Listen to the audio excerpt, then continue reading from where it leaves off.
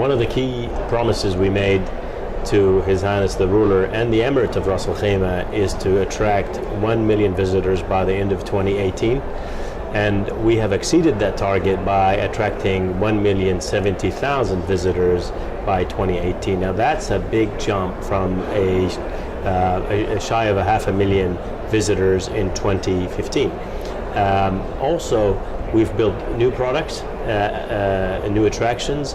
We've made global headlines for the first time in Ras Al Khaimah, where we were, of course, mentioned on key news broadcasts such as CNN and BBC World and the most globally known news networks, talking about the world's longest zip line, which we opened in January 2018.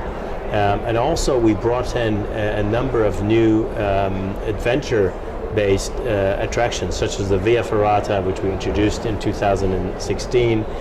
This is a great climbing ground with 3 zip lines, and it's the next best thing to really getting close to nature.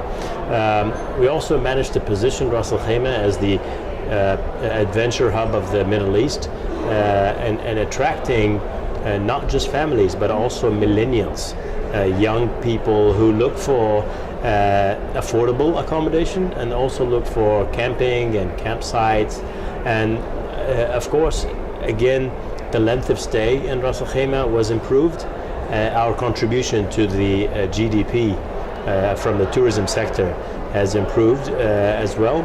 And also the key thing as well is we've introduced new dynamic marketing campaigns for us to reach new markets, and we've diversified our markets in the past 3 years, where we were mainly relying on 3 key markets, and now we have at least 30 markets that contribute to the growth of Ras Al Khaimah.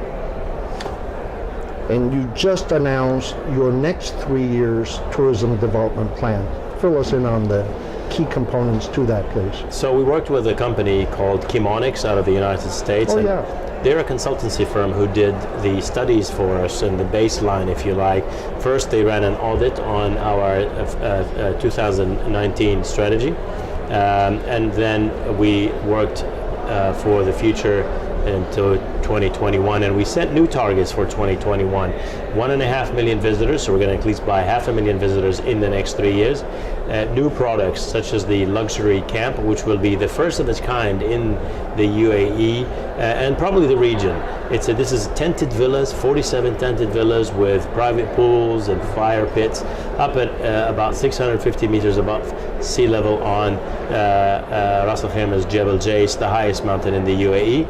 We're also including new zip lines, introducing 6 new zip lines with a hanging bridge, which will allow children from the age of 5 to experience the zip lines with their family. We're also introducing a adventure park, so really focusing again on the adventure tourism side, and this helps us complement what the other Emirates have to offer. So, great city breaks in Dubai or Abu Dhabi, great beach experience in Ras Al Khaimah, and great adventure experiences in Ras Al Khaimah as well. You mentioned the millennials. How much of that next 500,000 growth will include them, and do they spend as much as the type of tourist will come and stay at the Waldorf for 3 nights? So Ras Al Khaimah doesn't have a lot of rooms when it comes to luxury. So the Waldorf is a 350 room hotel out of the 6,500 rooms. We also have the Ritz-Carlton, another luxury brand, but that's only another 100 rooms. And we have another 35 rooms. So in terms of luxury, it's not a huge representation. It's probably less than 10% of our inventory. So it is known to be a value for money, affordable destination. Ras Al Khaimah is, because we have an abundance of 4-star brands that are 5-star product and beachfront, offering great value for money. We've seen a 70% growth from the family segment. And whilst that growth continues to come, don't forget that the millennials today also have children. So the hotels that we have actually offer great animation, entertainment, activations, and activities and events for children. So the younger millennials, if you like, the adventure part, the adventure tourism is what attracts them. The hiking in the mountains, the biking in the mountains, the camping, the zip lining, the via ferrata. This has really shown a great interest for this kind of market. We also, start to look at these camping, not the glamping, but actually the camping itself.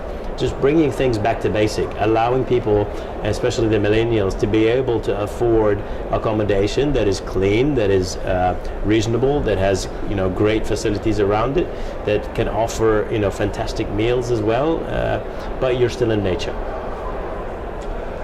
And from a culture, heritage standpoint, generating local employment. So we have been working diligently recently with the Ministry of Human Resources in the United Arab Emirates and Emiratization. And can I repeat that? Yeah. That's it. So we have recently started to work more with the Ministry of Human Resources and Emiratizations of the UAE in growing the UAE employment population within our industry. And we're providing hotels with incentives that actually show a huge reduction on their cost if they employ locally, so don't have to provide housing, transportation, and various other benefits when they import employment. And also, we've worked together on preparing the environment for this community in order to make the tourism sector attractive for them. And that really goes by providing training, providing the right education, and also providing on-job experiences as well for them to find more interest in the tourism. And the really great thing about tourism is it has so many fields, between marketing and finance and engineering and hospitality. You have so many fields that you cover within this sector. So jobs don't necessarily limit to people having to wait on tables or people having to park cars. It's such a wide variety of opportunities. True. Thank you, Haitham. Thank you very much, Charles.